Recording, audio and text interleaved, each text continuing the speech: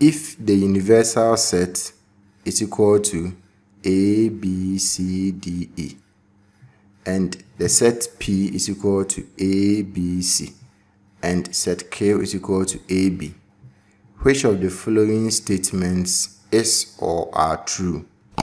I. Q belongs to P. I. P complement belongs to Q complement. I. P complement union Q complement is equal to the universal set. And our options are option A, I only, B, I only, C, I and I only, and D, I, and I. So we have the sets P and the set Q, and this is the universal set. This is a symbol for the universal set, so you can either use this symbol or U to represent the universal set. The question wants us to find whether these statements are true. So we will look at the ones that are true and then we will select the correct option. So let's begin with the first statement. The first statement says that Q belongs to P.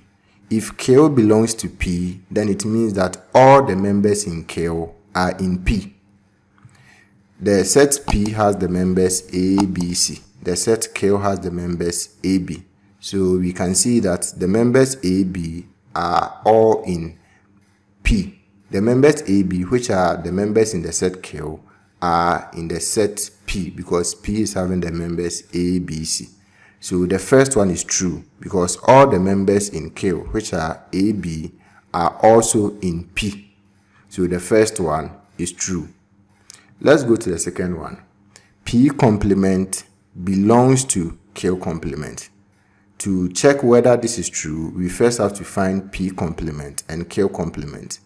Remember, P complement are the members that are in the universal set but are not in P. The members in the universal set are A, B, C, D, and E. The members in P are A, B, C. So it means that P complement will be D, E. They are the members in the universal set that are not in P. So the members in the universal set that are not in P are D and E. So P complement is DE. In the same way, Q complement will be the members in the universal set that are not in Q. The members in Q are AB. The members in the universal set are A, B, C, D, E. So Q complement, which will be the members in the universal set but are not in Q, are C, D, and E. Now we have P complement and Q complement. So we can check whether P complement belongs to Q complement.